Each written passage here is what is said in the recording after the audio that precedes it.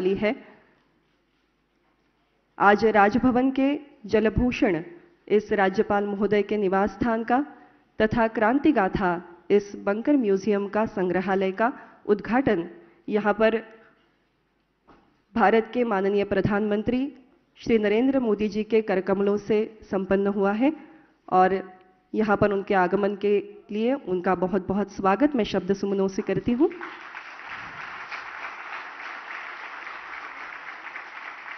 और सभी अतिथियों से विनंती करती हूँ, प्रार्थना करती हूँ कि वो दीप प्रज्वलित करें।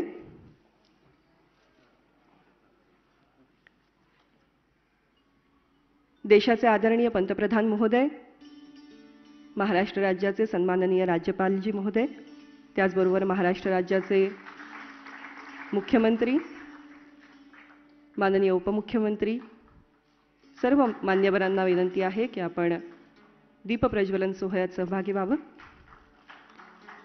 दीपेन लोकान् जयति दीपस्तेजमयो स्मृतः चतुर्वर्गप्रदो दीपः तस्मात् दीपैः अर्जयेत् श्रिये दीपैः अर्जयेत् श्रिये।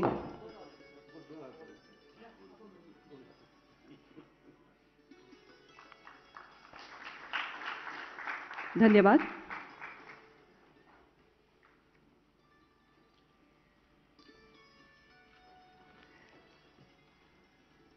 आजचा दिवस आपणा सगळ्यांसाठी अतिशय खास आहे, भाग्यशाली आहे आणि मराठीत म्हणतात त्याप्रमाणे साधू संत येती घरा तोची दिवाळी दसरा असे उत्सवी भाव माननीय पंतप्रधान महोदयांच्या आगमनाने आपल्या सगळ्यांच्या मनात आहेत। मैं सम्माननीय राज्यपाल महोदय जी को भारतवर्ष के प्रधानमंत्री आदरणीय श्री नरेंद्र मोदी जी का स्वागत करने की प्रार्थना करती हूँ। स्वागत स्वरूप जो चित्र उन्हें भेंट दिया जा रहा है उसमें उन्हें शॉल प्रदान की जा रही है और साथ ही एक चित्र भी प्रदान किया जाएगा जिसमें हमारे राष्ट्रीय पक्षी मोर के राजभवन में पाए गए मयूर पंखों का प्रयोग किया गया है। ये बहुत ही खूबसूरत मयूर पंख से सजी ये तस्वीर युवा कलाकार प्राची आंगड़े ने बनाई है।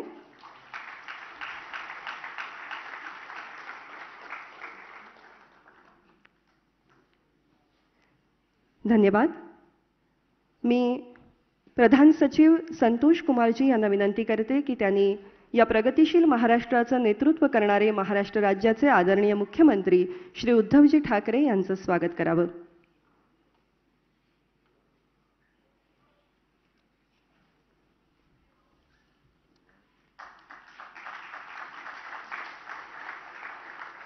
यानंतर मी विशेष सचिव श्री राकेश नैथानी यांना विनंती करते की त्यांनी महाराष्ट्र राज्याचे उपमुख्यमंत्री श्री अजित पवार यांचं स्वागत करावं।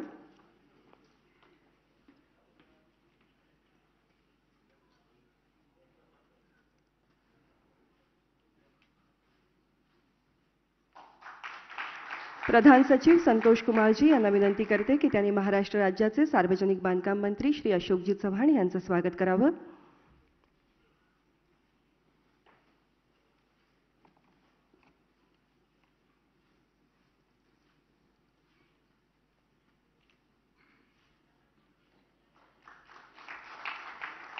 विशेष सचिव श्री राकेश नैथानी यांना विनंती करते की त्यांनी विरोधी पक्षनेते माननीय श्री देवेंद्रजी फडणवीस यांचं स्वागत करावं।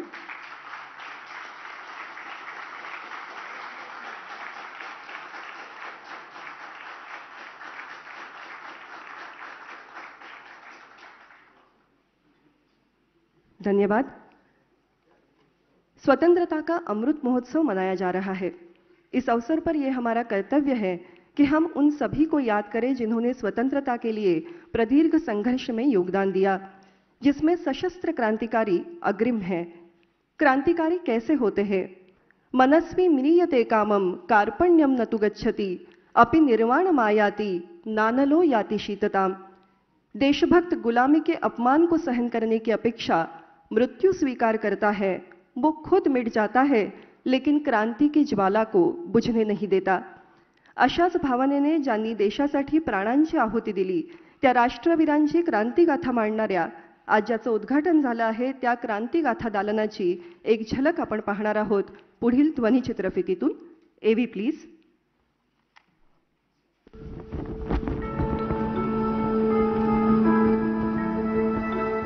आजादी का अमृत महोत्सव हर पल देश की आजादी के लिए जीने वाले, आजादी के लिए अपना सब कुछ न्यौछावर करने वाले अनगिनत वीर वीरांगनाओं को नमन करने का उत्सव है। भारत ने सदियों तक मातृभूमि, संस्कृति और आजादी के लिए लंबा संघर्ष किया। भारत के हर कोने में संघर्ष के अनगिनत पुरोधाओं ने आजादी की अलग जगाई। ऐसे सभी पुरोधाओं को, जिनका नाम भी शायद इतिहास के तारीख में शामिल नहीं हो पाया, कृतज्ञ देश अमृत महोत्सव में स्मरण कर रहा है। इसी कड़ी में एक अहम कदम है क्रांति गाथा संग्रहालय, जिसके जरिए महाराष्ट्र में स्वतंत्रता संग्राम से जुड़ी अनेक वीर वीरांगनाओं की त्याग और बलिदान की यश गाथा को देश की युवा पीढ़ियों के लिए सहेजा गया है। क्रांति गाथा संग्रहालय महाराष्ट्र राजभवन में स्थित एक ब्रिटिशकालीन भूमिगत बंकर का जीर्णोद्धार करके बनाया गया है। 15,000 स्क्वायर फीट में फैले इस बंकर का इस्तेमाल ब्रिटिश सरकार कभी युद्ध उपकरण और गोला बारूद के भंडार के लिए करती थी। 2016 में एक अन्वेषण में इस बंकर का पता चला, जिसे आज एक अनूठे संग्रहालय का रूप दिया गया है। यहाँ दर्ज हैं ऐसे बलिदानियों और आजादी के दीवानों की शौर्य गाथाएं जो दुर्भाग्यवश इतिहास के पन्नों में कहीं लुप्त हो गई। मराठा साम्राज्य की स्थापना करके हिंदवी स्वराज का नारा देने वाले छत्रपति शिवाजी महाराज क्रांतिकारियों के लिए प्रेरणा स्रोत हैं। 1857 में भारत के प्रथम स्वतंत्रता संग्राम के कुछ ही दशकों के बाद वासुदेव बलवंत फड़के और चाफेकर बंधु जैसे वीरों ने सशस्त्र क्रांति का परचम महाराष्ट्र में लहराया। लोकमान्य तिलक ने धार्मिक और ऐतिहासिक प्रतीकों द्वारा देशवासियों में राष्ट्र भक्ति की भावना को मजबूत किया। विनायक दामोदर सावरकर और उनके बड़े भाई बाबा राव सावरकर ने असंख्य युवाओं के साथ देश की पहली संगठित गुप्त संस्था अभिनव भारत बनाई। अनुशीलन समिति और युगांतर जैसी गुप्त संस्थाओं के साथ मिलकर अभिनव भारत ने उपनिवेशवाद पर कड़ा प्रहार किया। विदेशी कपड़ों का देश में सबसे पहला होलिका दहन तिलक के नेतृत्व में वीर सावरकर ने 1905 में पुणे में आयोजित किया। सावरकर की उच्च शिक्षा के लिए लंदन जाने पर अभिनव भारत की शाखाएं यूरोप में भी फैली। मुंबई की मैडम भिगाजी कामा ने 1907 में जर्मनी की अंतरराष्ट्रीय सोशलिस्ट कॉन्फ्रेंस में भारत का ध्वज लहराया। श्यामजी कृष्ण वर्मा, वीरेंद्र नाथ चट्टोपाध्याय, बीबीएस अय्यर, लाला हरदयाल जैसे अनेक वीरों के साथ मिलकर सावरकर ने सशस्त्र क्रांति का विस्तार किया। मदन लाल ढींगरा और अनंत लक्ष्मण कान्हेरे जैसे युवाओं ने प्रमुख अंग्रेज अधिकारियों की हत्याएं की। बौखलाकर दमनकारी शासन ने अभिनव भारत पर अपना शिकंजा कसा। क्रांतिकारियों को असहनीय यातना झेलने के लिए काला पानी की सजा दे दी गई। प्रथम विश्व युद्ध के समय जब गदर पार्टी का गठन हुआ तो उसमें महाराष्ट्र के वीर विष्णु गणेश पिंगले और डॉक्टर पांडुरंग खान खोजी जैसे लोग उत्साह से शामिल हुए। 1930 के दशक में भगत सिंह और उनकी संस्था के साथ जुड़कर शिवराम राजगुरु और विश्वनाथ वैशंपायन ने साहस के नए अध्याय लिखे। राजगुरु को भगत सिंह और सुखदेव के साथ 23 मार्च 1931 को फांसी दे दी गई। वासुदेव बलवंत गोगटे ने अंग्रेज अफसर को मारने की कोशिश की। लगातार जारी क्रांतिकारी प्रयासों के बीच नेताजी सुभाष चंद्र बोस के नेतृत्व में आजाद हिंद फौज की वीरता और मुंबई में 1946 की नौसेना विद्रोह का शौर्य सामने आया।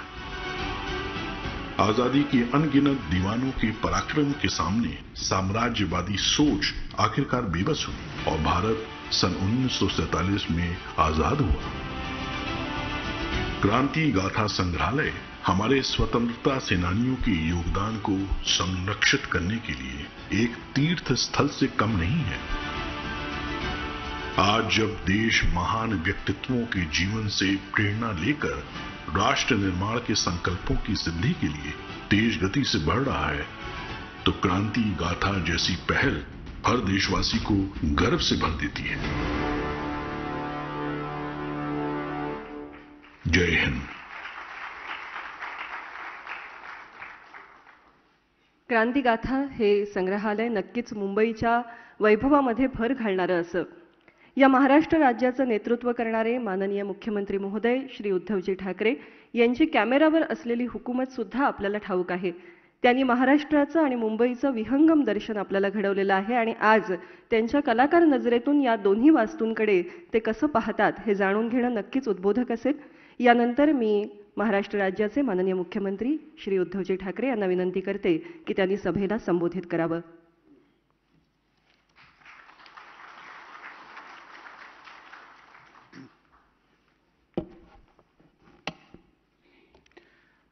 आपल्या देशाचे आदरणीय पंतप्रधान मोदीजी, महाराष्ट्राचे राज्यपाल आदरणीय कोश्यारीजी, राज्याचे उपमुख्यमंत्री आहेत, माझे मंत्रिमंडळातील सहकारी व्यासपीठावर बसलेत, समोर पण बसलेत, आणि राज्याचे विरोधी पक्षनेते देवेंद्रजी, उपस्थित मान्यवर बांधवांनो आणि भगिनींनो,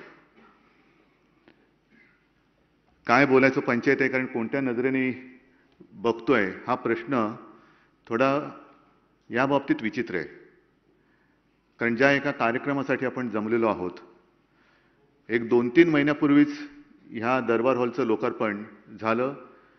आपल्या देशाचे आदरणीय राष्ट्रपतीजी तेव्हा आले होते, आज स्वतः माननीय पंतप्रधान आलेले आहेत। एक गोष्ट नक्की की आपल्या स्वातंत्र्याचा अमृत महोत्सव आपण साजरा करत असताना क्रांतिगाथा ह्या दालनाचं उद्घाटन आणि लोकार्पण मोदीजी आपके हाथों से हुआ, एक मोठा योगायोग म्हणण्यापेक्षा खूप चांगला मुहूर्त आहे। आणि मी कोणत्या नजरेने पाहायचं हे एवढ्यासाठी म्हटलं की आपण नेहमी काही गोष्टी ऐकत आलो की दिव्यत्वाची जेथे प्रचिती तेथे कर माझे जुळती। बोलायचं काय, जे स्वातंत्र्य आपण उपभोगतो आहोत ते मिळवण्यासाठी किती जणांनी आपल्या घरादारावरती निखारे ठेवले, किती जणांनी त्याच्यासाठी बलिदान केलं, किती जणांनी मरणप्राय यातना सोसल्या। आणि एक क्षणभर विचार असा येतो की जर का हे घडलं नसतं तर आपण इथे येऊ शकलो असतो का? हे स्वातंत्र्य जे काय आपण स्वातंत्र्य म्हणून उपभोगण्याची वस्तू आहे, नुसती स्वातंत्र्य मिळालंय, पण ते स्वातंत्र्य कोणी आपल्याला आंदण नाही दिलं, ते स्वातंत्र्य आपल्याला लढून मिळवावं लागलं। आणि तो इतिहास नुसता जतन नाही तर जिवंत करणं हे आपलं काम आहे। कारण काळ पुढे चाललेला आहे, झालं स्वातंत्र्य पारतंत्र्य आपल्याला 150 वर्ष होती, आपण त्याच्यात होतो, त्याच्यानंतर स्वतंत्र होऊन 75 वर्ष झाली, आणखीन पुढे पुढे आपण जात राहणार।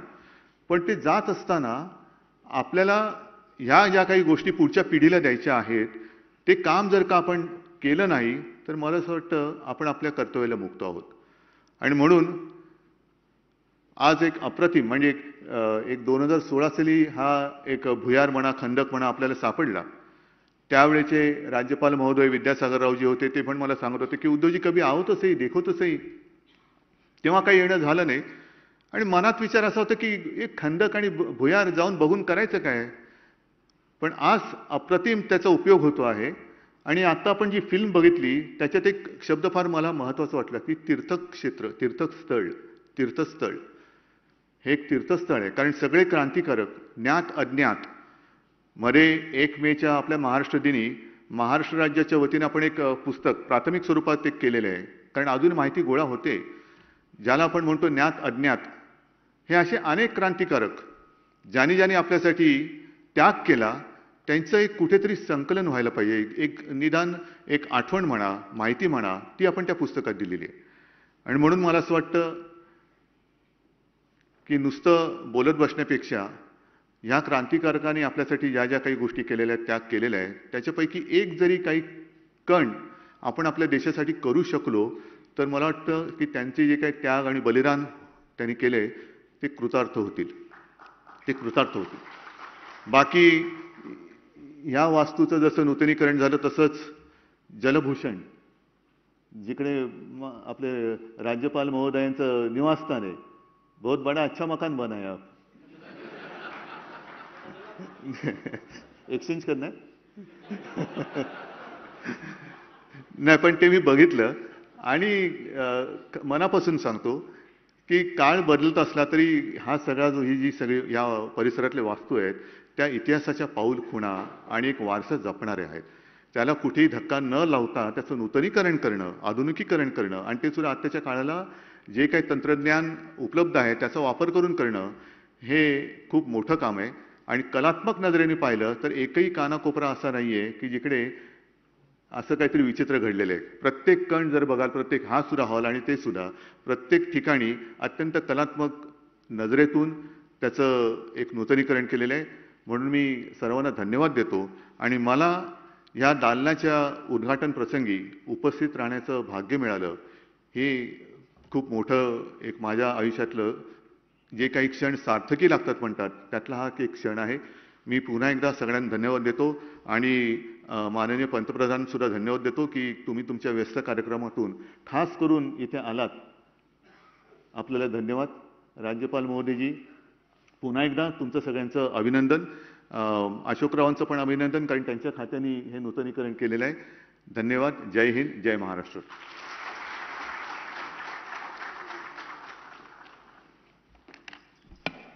धन्यवाद. क्रांतिगाथा आधुनिक तीर्थक्षेत्र असा उल्लेख माननीय मुख्यमंत्री महोदयांनी केला. हे तीर्थक्षेत्र ज्यांच्या कार्यकाळामध्ये संपन्न झालं असे महाराष्ट्र राज्याचे माननीय राज्यपाल महोदय श्री भगतसिंहजी कोश्यारी. भारतीय इतिहास संस्कृति इनसे उनका व्यासंगी अभ्यास हम सभी सर्वविदित है और स्वयं शिक्षक होने के नाते ज्ञान की शक्ति को, प्रबोधन की शक्ति को वो जानते हैं और इसीलिए इस क्रांति गाथा का निर्माण उनकी प्रोत्साहना पर हुआ है. मैं आदरणीय राज्यपाल महोदय जी से विनती करती हूं कि वो सभा को संबोधित करें.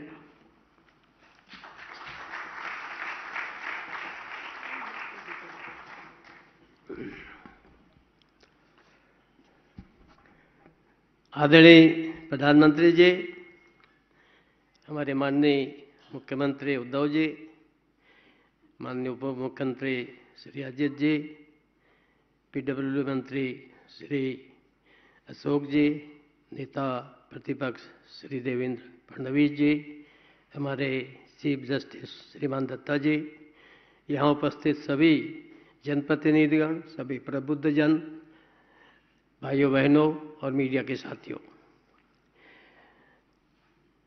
आज़ादी के अमृत महोत्सव पर सिंधु सागर और बाण गंगा के तट पर अवस्थित इस राजभवन में आज जलभूषण और ऐतिहासिक बंकर में महाराष्ट्र के क्रांतिवीरों को समर्पित क्रांति गाथा के लोकार्पण के अवसर पर आप सबका मैं अभिनंदन करता हूं, स्वागत करता हूं. आदरणीय प्रधानमंत्री जी, इस छोटे से कार्यक्रम के लिए लोग मुझे कह भी रहे थे कि प्रधानमंत्री जी आएंगे भी क्या. आपने सहमति दी. ये आपका अपने सहयोगियों के प्रति स्नेह और उन पर विश्वास का परिणाम है. मैं आपको इसके लिए बहुत बहुत आभार प्रकट करता हूं. मैं इस काम में हमारे मुख्यमंत्री जी, विशेष करके हमारे उप मुख्यमंत्री जी और लोक निर्माण मंत्री जी, जिन्होंने समय समय पर बड़ा सक्रिय रूप से सहयोग दिया, इसके कारण से इस समय पर संपन्न हुआ, मैं उनका भी आभार प्रकट करता हूं. मैं अपने अधिकारी विशेष करके मनोज सोनिक, जो यहाँ के एसीएस हैं,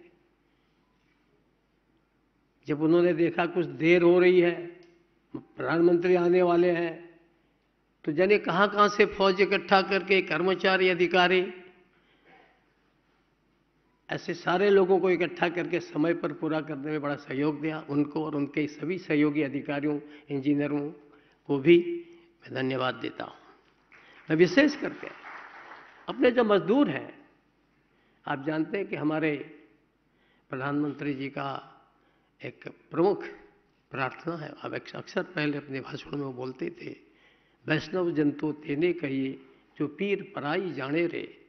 तो ऐसे जो जो आज भी जो पीड़ा सहन कर रहे हैं, लेकिन अपना खून पसीना बहा करके रात दिन लग करके 24 घंटा काम करके इस काम को पूरा किया।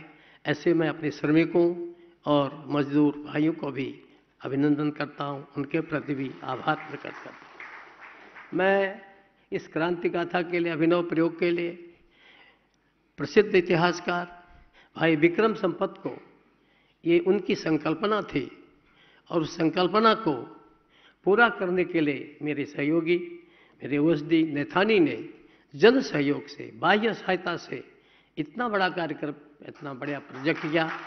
मैं उनका भी आभार और अभिनंदन करता हूं। मैं इस प्राचीन मंदिर को एक अच्छा स्वरूप देने के लिए भी विशेष करके जन सहयोग से, बाह्य सहायता से हमारे नैथानी ने प्रयोग किया, उसके लिए भी उन्हें धन्यवाद है। अभी हम सब लोग शीघ्र ही यहाँ पर जन सहयोग से 500 किलोवाट की solar water power, green hydrogen, ये नया प्रयोग कर रहे हैं। मुझे लगता है कि प्रधानमंत्री जी के आशीर्वाद से वो भी सफल होगा।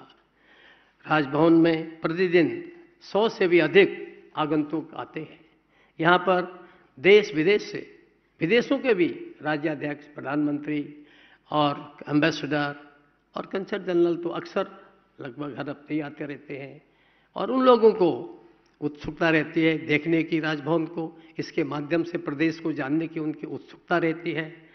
और ऐसे में उनके लिए जहाँ ये हमारा क्रांति गाथा गैलरी प्रेरणादायी होगी, वहीं यहाँ पर पहले मोर पलते थे। एक दिन मेरे पीआरओ ने कहा, सर यहाँ मोर थे, यहाँ कुत्ते आते हैं, बिल्ली आते हैं, सब खा गए। तो मुझे बड़ा कष्ट हुआ। तो मैंने यहाँ के चहल साहब हैं यहाँ, मैंने कहा कि भाई ये सब आखिर मोरों ने क्या कसूर किया, खाए जा रहे हैं, इनको ख़त्म कर रहे हैं। और उन्होंने यहाँ से कुत्ते बिल्लियों को अच्छी जगह पर आदित्य जी पहुँचा करके, और अब मोर है, बहुत लोग आते हैं, आनंद लेते हैं। और एक प्रकार से मेरी कोशिश है कि ये राजभवन केवल राजभवन न रहे, ये लोक भवन रहे, यहाँ जनता आए, मेरी कोशिश है।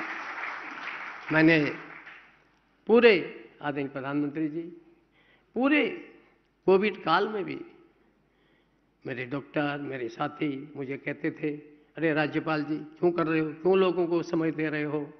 मैंने पूरे कोविड काल में, हमारे विधानसभा अध्यक्ष नरहरि जी बैठे हैं, उस कोविड काल में भी ये अपने ट्राइबल सारे पार्टियों के एमएलए को ला करके उनकी समस्या सुलझाने के लिए और उनकी बातों को कहने के लिए मेरे पास आए। मुझे अच्छा लगा, ऐसा संवाद रहता है तो निश्चित रूप से उससे समाज आगे बढ़ता है, समस्याएं हल होती हैं। मेरी यही कोशिश है कि इसमें से हम किस प्रकार से इस राजभवन को जनोपयोगी बना सकें, ऐसी मेरी कोशिश रही है। मैं कोई बहुत काम के बारे में प्रधानमंत्री जी बोलूँगा नहीं, लेकिन यह कि एक विश्वविद्यालयों के चांसलर के नाते मैंने जब शुरू में कार्यक्रम अटेंड किए, कन्वोकेशन अटेंड किए, तो जहाँ देखा वहाँ इंग्लिश में संचालन हो रहा है, वहाँ महाराष्ट्र के राज्य वो है बिजी है, मराठी भाषी हैं, अंग्रेजी में बोल रहे हैं। तो मैंने उनसे कहा, भाई मैं मराठी समझता हूँ, थोड़ा बोलने का अभ्यास नहीं है, आप सब मराठी में संचालन करो और भाषण भी मराठी में दो। सौभाग्य से पता नहीं हमारे मुख्यमंत्री जी को कैसा लगेगा, पर प्रयास मैंने किया है। कोशिश की है कि विश्वविद्यालय में कुछ नए से नए प्रयोग हों। अपने फ्रांसीसी कंपनी डेसॉल के सहयोग से एमयू करके नागपुर विश्वविद्यालय में हमारे सैनिक यंत्रों के निर्माण की शिक्षा दी जा रही है। उसके लिए डिग्री और डिप्लोमा दिए जाएंगे, बच्चों को रोजगार मिलेगा। मुंबई के विश्वविद्यालय में गोवा के विश्वविद्यालय के साथ मिलकर के समुद्री विज्ञान की पढ़ाई शुरू की गई है। और एनईपी 2020 के हिसाब से अनुसार हमारे अनेक विश्वविद्यालयों ने यूरोप और अमेरिका के विश्वविद्यालयों के साथ एमओयू किया है। अब उनके बच्चे यहाँ पढ़ेंगे, हमारे बच्चे वहाँ पढ़ेंगे, आधी पढ़ाई यहाँ, आधी पढ़ाई वहाँ, और वो डिग्री एक दूसरे के देश में दी जाएगी। इस प्रकार का प्रयास मेरी ओर से, हमारे सारे मित्रों की ओर से, मेरी ओर से क्या, हमारे जो साथ के लोग हैं उनकी ओर से किया जा रहा है। राज्यपाल महाराष्ट्र को जनजाति के विकास के लिए संविधान के अनुसार बहुत से प्रावधान किए गए हैं। उसको आप साधारण भाषा में राइट्स, अधिकार बोल सकते हैं, पर मैं कहता हूँ कुछ कर्तव्यों का प्रावधान किया गया है। मैंने कोशिश की है कि उन प्रावधानों के उपयोग किया जाए। उनके उपयोग से पिछले 1.5 वर्ष के अंदर 23,000 लोगों को मकान मिले। उनके मकान जो है वह रेगुलर किए गए, रेगुलराइजेशन किया गया। पहले उनके जो फॉरेस्ट संबंधी मामले होते थे, डीएम ही उनको सुनता था, वही उसका रिव्यू अधिकारी होता था। मैंने अब उसका रिव्यू अधिकारी डिविजनल कमिश्नर को कर दिया है। उससे काफ़ी लोगों को लाभ हो रहा है और मैं उसका मॉनिटरिंग भी करता हूँ, और बीच में नहीं भी करता हूँ तो नरेश जी मेरे कान पकड़ते हैं, तो इसलिए कोशिश करता हूँ कि उनको उसका लाभ मिले। ऐसे ही उनके लोकल उत्पादन कैसे आगे बढ़े, इस दृष्टि से भी मैंने बहुत प्रयास किया कि हमारे छात्रों को बैम्बू की बनी हुई राखियाँ सारे विश्वविद्यालयों में हमारे छात्र लोग लेते हैं और उससे उनको प्रोत्साहन मिलता है। ऐसे उनका फर्नीचर और सारी चीज़ें वो आगे बढ़ाएं, क्योंकि बहुत स्थिति खराब है एकदम। मैं जब जाता हूँ आदिवासी क्षेत्रों में तो मुझे ऐसा लगता है कि अभी भी बहुत कुछ हमको वहाँ करना है। केंद्र सरकार कर रही है, प्रदेश सरकार कर रही है, परंतु अभी मैं बहुत कुछ करना है। मुझे लगता है कि जिस ढंग से आदरणीय प्रधानमंत्री जी प्रयास कर रहे हैं, प्रदेश सरकार भी कर रही है, उनकी समस्याएं हल होंगी। हमें ये जो बोर्ड है, डेवलपमेंट बोर्ड विकास की दृष्टि से बनाए गए थे। यदि 2 साल से डेवलपमेंट बोर्ड यहाँ बने नहीं हैं, लेकिन तो भी मैं समय समय पर थोड़ा उनकी समीक्षा करता हूँ, क्योंकि प्रावधान है संविधान में, नहीं करूँगा तो फिर वो भी मुश्किल है। लोग कहेंगे क्या क्या तुमने, तो उससे कोशिश करता हूँ। विशेष करके सिंचाई योजनाएं, हमारे आदरणीय जैन जी बैठे हैं मंत्री, इनके साथ भी बैठक हुई, ये भी बैठकों में आए, अधिकारी भी बैठक में आते हैं। लेकिन प्रदेश के अंदर 80 ऐसी योजनाएं हैं सिंचाई की जो 20 या 20 साल से ऊपर से चल रही हैं। कुछ को तो 40 साल हो गए, कुछ में 90% काम, कुछ में 70%, 75% काम, लेकिन योजना का लाभ नहीं मिल रहा है। ऐसी आधी अधूरी योजनाएं पड़ी हुई हैं। मैं, आप भी बैठे हैं, मुख्यमंत्री जी बैठे हैं, क्योंकि मैं किसान का बेटा हूँ और गरीब परिवार से आता हूँ। एकदम लगता है कि अब पानी नहीं मिलता। औरंगाबाद गया था, एक दिन में रात रहा, लोग मुझे आकर बोले कि इतने 7 दिन बाद, 5 दिन बाद पानी मिलता है। तो मुझे लगता है कि प्रधानमंत्री जी, जब पहले शायद अरुण जेटली जी ने कहा था मोदी है तो मुमकिन है, और मैं आज 8 साल पहले के बाद कहता हूं कि मोदी है तो मुमकिन है, और मोदी है मुमकिन है तो ये योजनाएं भी पूरी हों।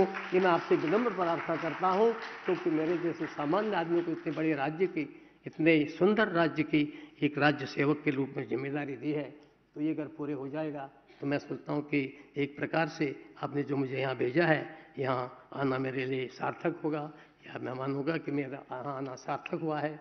ऐसी बहुत सी बातें हैं, मैं उन पर नहीं जाऊंगा, क्योंकि हम सब आदरणीय प्रधानमंत्री जी को सुनने आए हैं। मेरा प्रयास है कि आज अपनी यहाँ की सरकार से मिलकर साथ में सहयोग करके हम आगे काम बढ़ाएं। क्योंकि एक बात और ज़रूर आप लोगों से कहूँगा, मेरी यहाँ आने की बहुत इच्छा नहीं थी। मैं चाह रहा था कि मैं अब आराम करूं, उम्र हो गया, अभी भी कहा मैंने प्रधानमंत्री में बूढ़ा हो गया हूं। लेकिन ये प्रेम और स्नेह में, यहाँ पर बहुत से अधिकारी बैठते हैं, डंडे के भी अपना स्थान है, डंडा नहीं लगाओगे तो अपराधी तो सिर पर चढ़ जाएंगे। लेकिन स्नेह और प्रेम और विश्वास, ये बड़ी ताकत है। ये उनका विश्वास और स्नेह था कि मैं यहाँ आया। मुझे लोग कहते हैं कोश्यारी जी आपको महाराष्ट्र कैसा लगता है? मैं कहता हूँ कि मुझे महाराष्ट्र एकदम अपने हिमालय सा लगता है, उत्तराखंड सा लगता है। एक ही बात है, जब मुझे उत्तराखंड में जाता हूँ सब कुछ है, लेकिन वहाँ समुद्र नहीं है, सागर नहीं है। यहाँ भी सब कुछ है मगर हिमालय नहीं है। लेकिन तो भी इतना सुंदर प्रदेश है। मुझे लगता है आपने अपने प्रारंभिक जीवन में सामाजिक राजनीतिक जीवन का कार्य यहाँ महाराष्ट्र से शुरू किया, और मुझे संध्या काल में आपने जीवन के यहाँ भेजा है। आपका आशीर्वाद से ये महाराष्ट्र आगे बढ़े, देश में उन्नति हो, विशेष करके यहाँ से गरीब और किसान ये आगे सुखी हूँ, ये आपके माध्यम से हो ही रहे हैं और आगे तेज गति से हूँ, ऐसी मेरी प्रार्थना है। आप यहाँ आए, फिर से आप सबका बहुत बहुत आभार, बहुत बहुत धन्यवाद।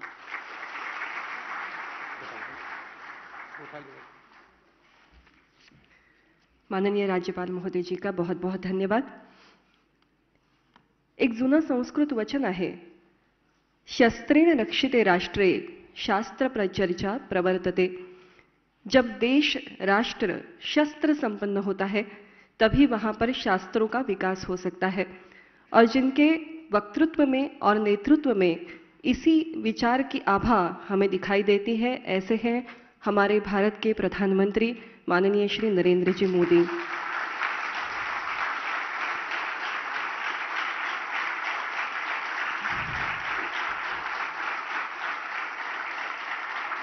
और आज ये सौभाग्य की बात है कि उनके करकमलों से क्रांति गाथा, इस क्रांतिकारक दालन का उद्घाटन हो रहा है।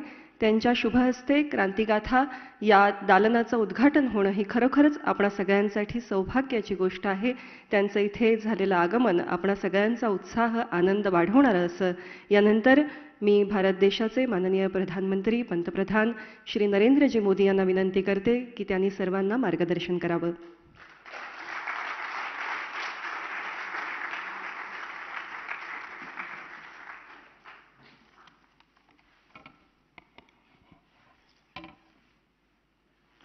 महाराष्ट्र के गवर्नर श्री भगत सिंह कोश्यारी जी, मुख्यमंत्री श्री उद्धव ठाकरे जी, उप मुख्यमंत्री श्री अजित पवार जी, श्री अशोक जी, नेता विपक्ष श्री देवेंद्र फडणवीस जी, यहाँ उपस्थित अन्य महानुभाव, देवी और सज्जनों, आज वट पूर्णिमा भी है और संत कबीर की जयंती भी है। सभी देशवासियों को मैं अनेक अनेक शुभकामनाएं देता हूं। एका अतिशय चांगला कार्यक्रमासाठी आपण आज सारे एकत्र आलो आहोत।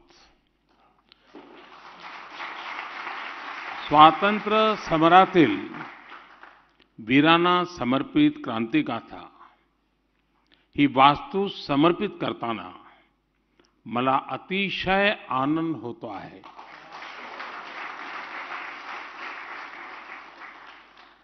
साथियों, महाराष्ट्र का राजभवन बीते दशकों में अनेक लोकतांत्रिक घटनाओं का साक्षी रहा है।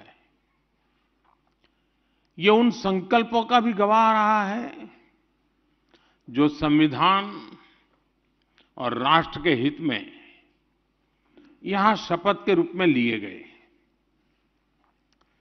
अब यहां जलभूषण भवन का और राजभवन में बनी क्रांतिवीरों की गैलरी का उद्घाटन हुआ है। मुझे राज्यपाल जी के आवास और कार्यालय के द्वार पूजन में हिस्सा लेने का अवसर मिला। ये नया भवन महाराष्ट्र की समस्त जनता के लिए, महाराष्ट्र के गवर्नेंस के लिए नई ऊर्जा देने वाला हो। और जैसा गवर्नर साहब ने कहा कि राजभवन नहीं लोक भवन है, वो सच्चे अर्थ में जनता जनार्दन के लिए एक आशा की किरण बन के उभरेगा, ऐसा मेरा पूरा विश्वास है। और इस महत्वपूर्ण अवसर के लिए यहां के सभी बंधु बधाई के पात्र हैं। क्रांति गाथा से निर्माण से जुड़े इतिहासकार विक्रम संपत जी और दूसरे सभी साथियों को भी मैं अभिनंदन करता हूं। साथियों, मैं राजभवन में पहले भी अनेक बार आ चुका हूं।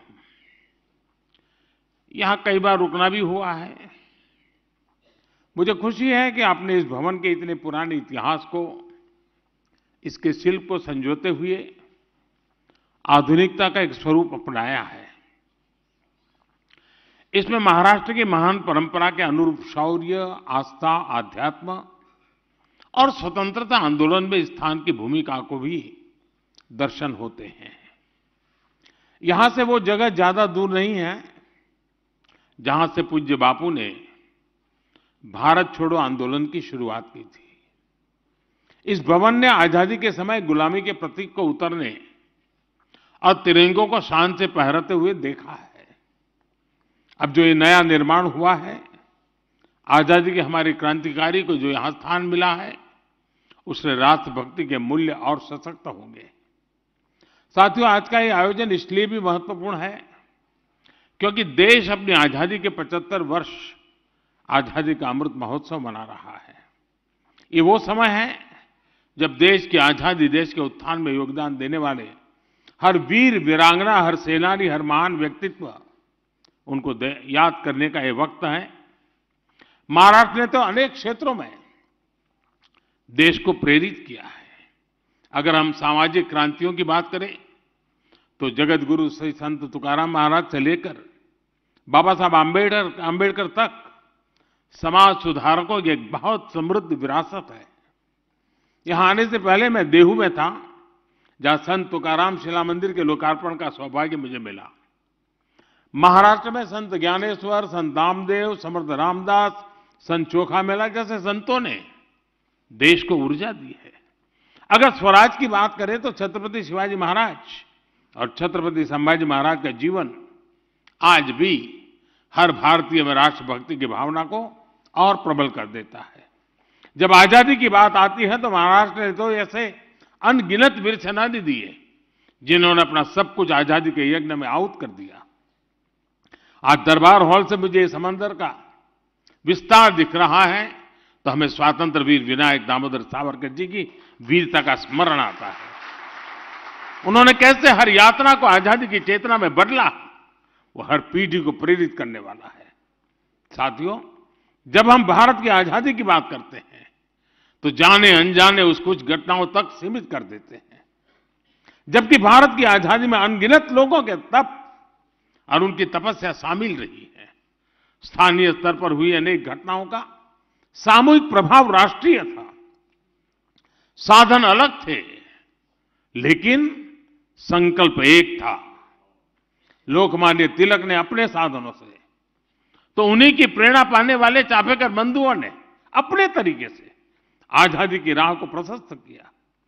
वासुदेव बलवंत फड़के ने आप अपनी नौकरी छोड़कर सशस्त्र क्रांति का रास्ता अपनाया, तो वहीं मैडम भीखाजी कामा ने संपूर्णता भरे अपने जीवन का त्याग कर आजादी की अलग जगाई। हमारे आज के तिरंगे की प्रेरणा का जो स्रोत है, उस झंडे की प्रेरणा मैडम कामा और श्यामजी कृष्ण वर्मा जैसे सेनानी थे। सामाजिक, पारिवारिक, वैचारिक भूमिकाएं चाहे कोई भी रही हो, आंदोलन का स्थान चाहे देश विदेश में कहीं भी रहा हो, लक्ष्य एक था, भारत की संपूर्ण आजादी। साथियों, आजादी का जो हमारा आंदोलन था उसका स्वरूप लोकल भी था और ग्लोबल भी था। जैसे गदर पार्टी दिल से राष्ट्रीय भी थी लेकिन स्केल में ग्लोबल थी। श्यामजी कृष्ण वर्मा का इंडिया हाउस लंदन में भारतीयों का जमावड़ा का, लेकिन मिशन भारत की आजादी का था। नेताजी के नेतृत्व में आजाद हिंद सरकार भारतीय हितों के लिए समर्पित थी, लेकिन उसका दायरा ग्लोबल था। यही कारण है कि भारत के स्वतंत्र आंदोलन ने दुनिया के अनेक देशों को आजादी के आंदोलन को प्रेरित किया।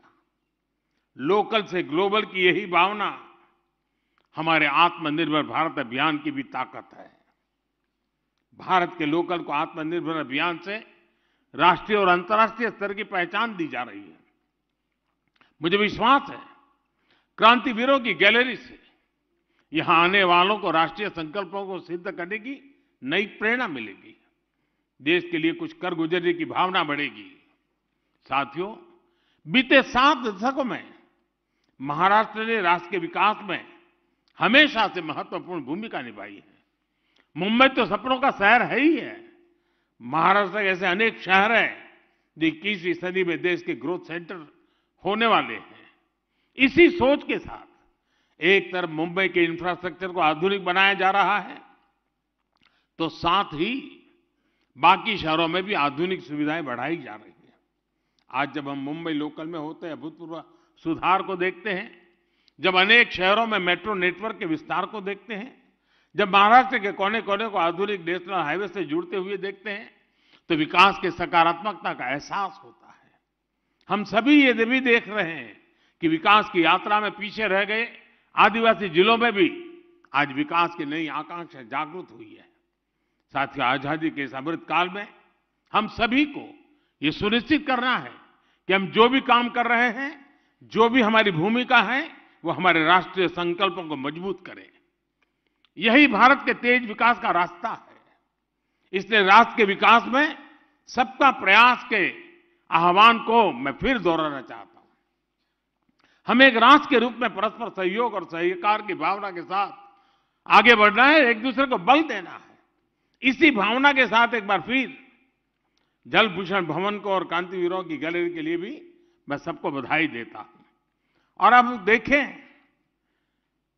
शायद दुनिया के लोग हमारी मजाक करेंगे कि राजभवन 75 साल से यहां गतिविधि चल रही है, लेकिन नीचे बंकर है वो 7 दशक तक किसी को पता नहीं चला। यानी हम कितने उदासीन हैं, हमारी अपनी विरासत के लिए कितने उदासीन है। खोज खोज कर हमारे इतिहास के पन्नों को समझना देश को इस दिशा में आजादी का अमृत महोत्सव एक कारण बने। मुझे याद है, अभी हमने भी श्याम जी कृष्ण वर्मा का चित्र में भी देखा। आप हैरान होंगे हमने किस प्रकार से देश में निर्णय किए हैं।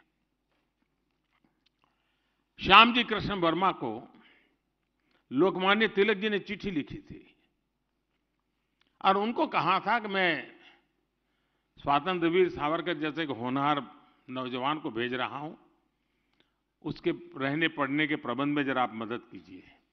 श्याम जी कृष्ण वर्मा वो व्यक्तित्व थे। स्वामी विवेकानंद जी उनसे साथ सत्संग किया करते थे और उन्होंने लंदन में इंडिया हाउस, जो क्रांतिकारियों की एक प्रकार से तीर्थ भूमि बन गया था, और अंग्रेजों के नाक के नीचे इंडिया हाउस में क्रांतिकारियों की गतिविधि होती थी। श्याम जी कृष्ण वर्मा जी का देहावसान 1930 में हुआ। 1930 में उनका स्वर्गवास हुआ और उन्होंने इच्छा व्यक्त की थी कि मेरे अस्थि संभाल के रखे जाए और जब हिंदुस्तान आजाद हो तो आजाद हिंदुस्तान की उस धरती पर मेरे अस्थि ले जाए जाएं।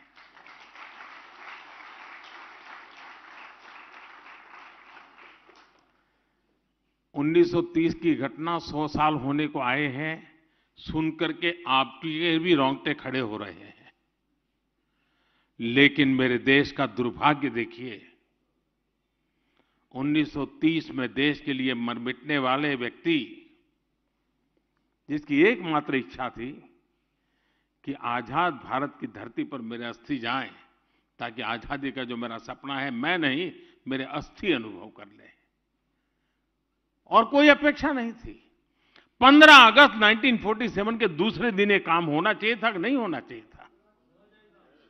नहीं हुआ। और शायद ईश्वर के ही कोई संकेत होगा। 2003 में 73 साल के बाद उन अस्थियों को हिंदुस्तान लाने का सौभाग्य मुझे मिला।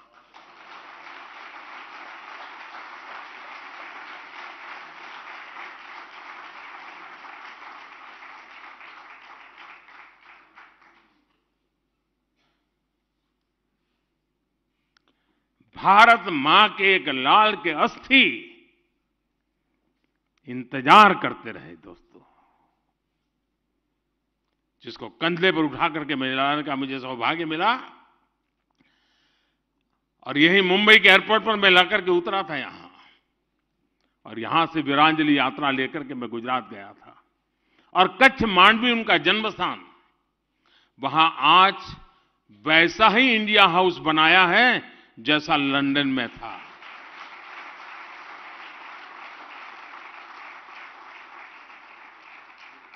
और हजारों की तादाद में स्टूडेंट्स वहां जाते हैं, क्रांतिवीरों की इस गाथा को अनुभव करते हैं। मुझे विश्वास है कि आज जो बंकर किसी को पता तक नहीं था, जिस बंकर के अंदर वो सामान रखा गया था जो कभी हिंदुस्तान के क्रांतिकारियों की जान लेने के लिए काम आने वाला था, उसी बंकर में आज मेरे क्रांतिकारियों का नाम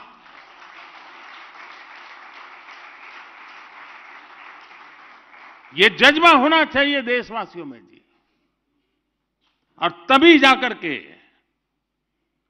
देश की युवा पीढ़ी को प्रेरणा मिलती है। और इसलिए राजभवन का ये प्रयास बहुत ही अभिनंदनीय है। मैं खास करके शिक्षा विभाग के लोगों से आग्रह करूंगा कि हमारे स्टूडेंट्स को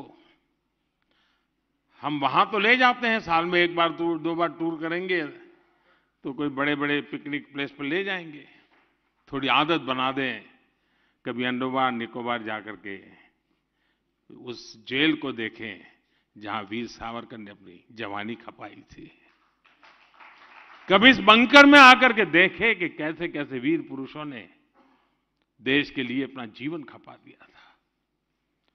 अनगिनत लोगों ने इस आजादी के लिए जंग किया है, और ये देश ऐसा है 1200 साल की गुलामी काल में कोई ऐसा दिन नहीं होगा जब हिंदुस्तान के किसी न किसी कोने में आजादी की अलग न जगी हो जी। 1200 साल तक ये दिमाग, ये मिजाज इस देशवासियों का है। हमें उसे जानना है, पहचानना है और उसको जीने का फिर से एक बार प्रयास करना है, और हम कर सकते हैं साथियों। इसलिए आज का ये अवसर मैं अनेक रूप से महत्वपूर्ण मानता हूं। मैं चाहता हूं कि ये क्षेत्र सच अर्थ में देश की युवा पीढ़ी के प्रेरणा का केंद्र बने। मैं इस प्रयास के लिए सबको बधाई देते हुए, आप सबका धन्यवाद करते हुए मेरी वाणी को विराम देता हूं।